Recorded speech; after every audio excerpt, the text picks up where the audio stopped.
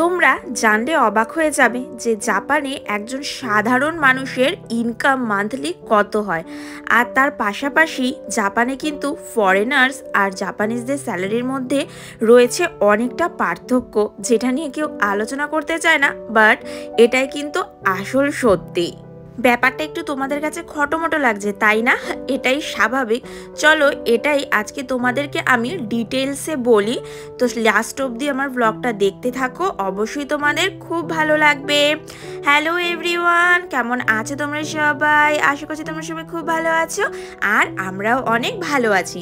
আজকে বিকেলবেলা দুজনে মিলে বেরিয়ে পড়েছি। বাইরের ওয়েদারটা অনেক সুন্দর, মেঘ রয়েছে, রোদ্র নেই, আর দূরে দেখেছো পাহাড়গুলো মেঘে ঢাকা। এমন মেঘলা ওয়েদারে না এই গ্রামের সৌন্দর্য আরো দ্বিগুণ বেড়ে যায়। চারিদিকে সুন্দর সবুজ সবুজ ধান ক্ষেত কত বড় বড় হয়েছে, তবে ধানের ছড়া এখনো সেইভাবে ছাড়েনি। জাপানে আমার গ্রামে থাকতে এর জন্যই এত বেশি পছন্দ হয় যে চারিদিকে প্রকৃতির এত সৌন্দর্য, সারাদিনের এই কাজের ক্লান্তি নিমেষেই শেষ হয়ে যায়। দুজনে মিলে যাচ্ছি এখন একটুখানি কিছু শপিং করতে, আর দেখো পেছনে আমার বর এখানে করছে বদমাইশি। যদি কোনো পুলিশ থাকতো দেখতো, নিঘাত আমাদের দাঁড় করিয়ে বকা দিত একটা বেশ জোরে, যে এগুলো করা একদমই বাজে। তো চলে এসেছি একটা লোকাল ফার্মার্সের সুপার মার্কেট খারাকাজেতে। এইখান থেকে কিছু টুকটাক জিনিস নেওয়ার আছে, তো এইখানে শপিং করি। আর চলো তোমাদেরকে বলি একজন সাধারণ জাপানিজ মানুষের মান্থলি ইনকাম কত হয়ে থাকে। তোমরা গুগল সার্চ করলেই দেখতে পারবে জাপানে একজন সাধারণ জাপানিজ পার্সনের মান্থলি ইনকাম থাকে 34,000 ইয়েন অ্যাভারেজে বিফোর ট্যাক্সেস। মানে এই 34,000 ইয়েনকে ভালোভাবে বা সহজভাবে বলতে গেলে দাঁড়ায় জাপানিজ 3,45,000 ইয়েন।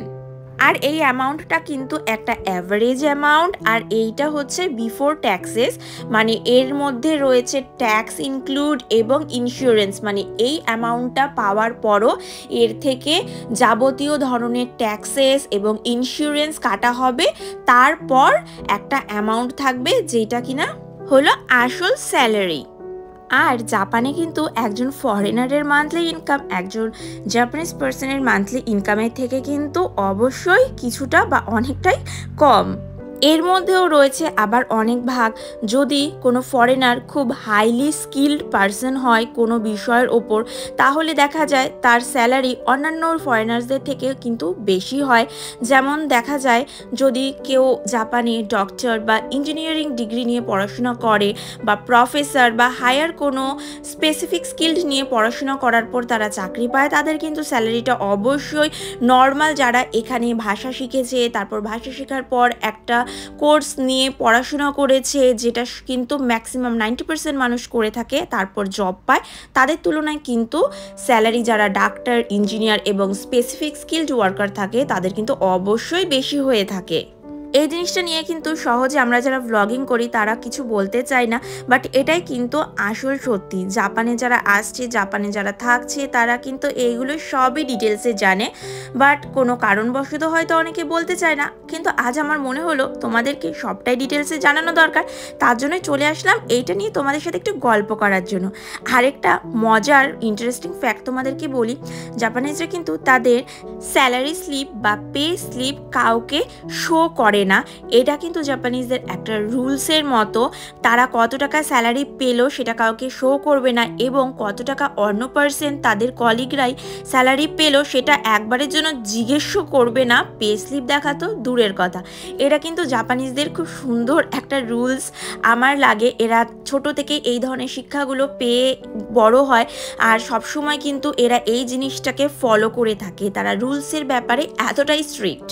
তোমাদেরকে আমি কিছুটা সংক্ষেপেই বলতে পারো, কিন্তু আশা করছি ভালো মতোই একটা আইডিয়া দিতে পারলাম যে এইখানে স্যালারি সিস্টেমটা কীরকম। দেখো তোমাদের সাথে গল্প করতে করতে আমার অনেক শপিং হয়ে গেছে। দায়শোতে এসেছিলাম কিছু টুকটাক জিনিসপত্র কিনতে। সংসারের জিনিসপত্র যেন শেষই হতে চায় না কেনা। আজ এটা নিয়ে গেলে পরে বাড়ি গিয়ে মনে হয় আরে আরেকটা জিনিস তো আনতেই ভুলে গেছি। সবসময় কিছু না কিছু এরকম হয়েই থাকে, যার জন্য প্রায় আমাদের সবসময় কিছু না কিছু দায়শো থেকে কেনা হতেই থাকে। শুধু আমাদের বললে না, জাপানিজদেরও সেম। দায়শোতে গেলে কিন্তু গুটি কয়েক জাপানিজ সব সময় দেখা যাবে। আর তোমাদের তো সবসময় বলি, কেউ যদি জাপানে এসে সংসার সাজাতে চায় সে নির্দ্বিধায় চোখ বন্ধ করে চলে যেতে পারে দাইসোতে, কারণ এতটাই চিপ আর এখানে এতটাই সুন্দর সুন্দর ট্রেন্ডি জিনিসপত্র পাওয়া যায়। আর এইটা আমার কাছে তো সবসময় লাগে যে জুতো সেলাই থেকে চণ্ডীপাঠের একটা দোকান, কারণ এইখানে কি না পাওয়া যায়, জুতো সেলাই থেকে চণ্ডীপাঠ করার জন্য যা যা দরকার সবই মনে হয় এই দোকানটাতে পাওয়া যায়। আরও সব থেকে সুন্দর যেটা আমার লাগে, এখানে খুব সুন্দর সুন্দর বাচ্চাদের বই পাওয়া যায়। একদম ছোটবেলা থেকে বাচ্চাদেরকে এখানে খেলনার ছলে ছলে পড়াশোনা শেখানো হয়ে থাকে, তো সেই ধরনের বই প্রচুর পরিমাণে এই জাপানে রয়েছে, যেখানে মেন ল্যাঙ্গুয়েজ হিসেবে অবশ্যই জাপানিজটা রয়েছে, তবে সাইডে ইংলিশও কিন্তু রয়েছে। এখানে দেখতেই পালে প্রথমে একটা ম্যাথ বই ছিল, তারপর এইটা টোটালি জাপানিজ বুক, জাপানিজ কানজি লেটারের এটা বুক বাচ্চাদের জন্য। এছাড়াও কিন্তু আরও অনেক অনেক ধরনের বইপত্র এইখানে রয়েছে, আর প্রত্যেকটা বইয়ের অনেক ভাগও রয়েছে। বেশ আমার এগুলো খুব সুন্দর লাগে, আর এত সস্তা, প্রত্যেকটা বই কিন্তু 100 ইয়েন। বাড়িতে বাচ্চাদের খেলার ছলে পড়া শেখানোর কিন্তু এটা খুবই সুন্দর একটা জিনিস। দেখো এখানে অ্যানিমালসদের চেনার জন্য কিন্তু ছোট ছোট বই রয়েছে, যেগুলোতে অবশ্যই প্রধান ল্যাঙ্গুয়েজ হিসেবে জাপানিজ থাকলেও সাইডে ইংলিশ রয়েছে, তাই ইংলিশটাও পড়াতে কোনো অসুবিধা হবে না। এই তো দেখো আমাদের এখানে দাইসো থেকে টুকটাক শপিং কমপ্লিট, প্রচুর শপিং করে ফেলেছি। এইবার চলে যায় একটু তরিসেনে। তরিসেনে এসেছি তোমাদের আরেকটা জিনিস দেখাতে। ভিডিওর শুরুতেই হয়তো দেখেছো তোমরা, একটা তরমুজ আমরা কিনছিলাম যেটার দাম ছিল 1000 ইয়েন, তার ওপর আমরা 300 ইয়েন ওয়ারিবিকি বা ছাড় পেয়েছিলাম, মানে অত বড় তরমুজটা আমাদের 700 ইয়েন পড়েছিল। আর ওই তরমুজটা কিন্তু আমরা কিনেছিলাম লোকাল ফার্মাসের সুপার মার্কেট থেকে। আর এইখানে দেখো একটা প্রপার সুপার মার্কেটে ছোট ছোট তরমুজের দামই 980 ইয়েন করে দিচ্ছে, মানে সুপার মার্কেট থেকে জিনিসপত্র কিনতে গেলে কতটা দাম পড়ে যায়। তারপর আমরা না একটু ওয়েলশিয়াতে এসেছিলাম, টুকটাক কিছু জিনিসও নেওয়ার ছিল, আমার না আর কি ওর কিছু টুকটাক জিনিস নেওয়ার ছিল, আর এখান থেকে আমার নেওয়ার ছিল একটাই জিনিস, সেটা হলো ব্রাশ। তো ব্রাশ নিতেই চলে এসেছিলাম আমরা ওই দাইসোর পাশেই যে ওয়েলশিয়াটা থাকে সেই ওয়েলশিয়াটাতে। অনেকক্ষণ খুঁজে খুঁজে এখানে না ব্রাশ খুঁজতে আমার এত অসুবিধা হয়, এত ধরনের ভ্যারাইটি, কোনটা নেব বুঝেই উঠতে পারি না। আর অনেক সময় দেখা দেয় যে একটা ব্রাশ নিয়ে গেলাম, পরে ওটা বাড়ি গিয়ে না বেশ ভালো মনে হচ্ছে না, মানে দাঁত মাজতে তেমন একটা ভালো লাগছে না, এমনও আমাদের মাঝে মধ্যে হয়েছে। তার জন্য না এই ব্রাশ কিনতে আসলে না মাথায় দুটো একদম ভাঁজ পড়ে যায় কপালে। তো যাই হোক সেইখান থেকে একটা বেছে বুঝে ব্রাশ নিলাম। আর সন্ধে নেমে আসছে, কতটা সুন্দর যে লাগে না জাপানে সন্ধে নামলে বলার বাইরে। পুরো আকাশটা না একটু পর গোলাপি হয়ে যাবে, তোমাদেরকে দেখাবো চলো।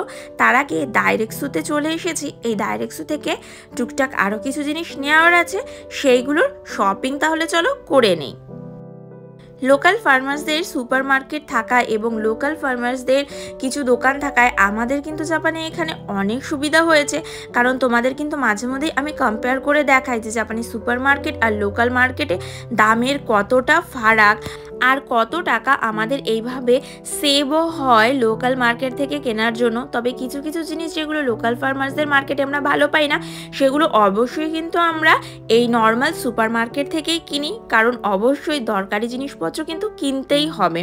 তো এইখানে না প্রথমেই ডাইরেক্টসু এসে দেখলাম এখানে কলাটা আজকে একটু চিপ প্রাইসে পাচ্ছি, তার জন্য এখান থেকে বেছে একটা কলা নিয়ে নিলাম। তারপর দেখলাম আজকে বেশ ডাইরেক্টসুতে ভালোই জিনিসপত্র ছাড়ে দিচ্ছে। গাজরও দেখলাম এখানে বেশ ভালো ভালো পাওয়া যাচ্ছে, তো এখান থেকে 2 প্যাকেট গাজরও নিয়ে নিলাম। আর যেটা মেন দরকার ছিল আমাদের সেইটা হলো আদা, তো আদাটাও নিয়ে নিলাম। এরপর চলে যাব একটু টিস্যু পেপার, টয়লেট পেপারের সেকশনে। এইখান থেকে আমরা তুলে নেব একটা বড় প্যাকেট, যেটা কিনা 1 মাস কিনলে আমাদের 2 মাস চলে যায়, মানে একটা প্যাকেট কিনলে আমাদের 2 মাস ইজিলি চলে যায়, আমরা 2 জন মাত্র মানুষ। সব কিছু কেনাকাটি কমপ্লিট, এখন জাস্ট একটা গ্রিন টি নিয়ে নেব, কারণ এত জায়গা ঘুরে প্রচণ্ড গলা শুকিয়ে যায়। আর এইদিকে না ও আবার পাখা দেখতে চলে গেছে, এখানে তো গরম যেহেতু এখন, তাই নানান ধরনের পাখা ওঠে, আর ও একটা না একটা একদিন না একদিন এসে না দেখতে থাকে। দেখো এইখানে আমাদের সব কমপ্লিট। আর তোমাদেরকে তো বলছিলাম এখানে সন্ধ্যা নামলে আকাশ পুরো গোলাপি হয়ে যায়। দেখো কত সুন্দর লাগছে এই সন্ধ্যার আকাশটা, বলার বাইরে। জানি তোমাদেরও অনেক ভালো লাগছে। তাহলে চলো বেশি দেরি না করে চলে যাই বাড়ি। আশা করছি তোমাদের ব্লগটা অনেক ভালো লেগেছে। ভালো লাগলে কিন্তু সবাই আমার পাশে থেকো।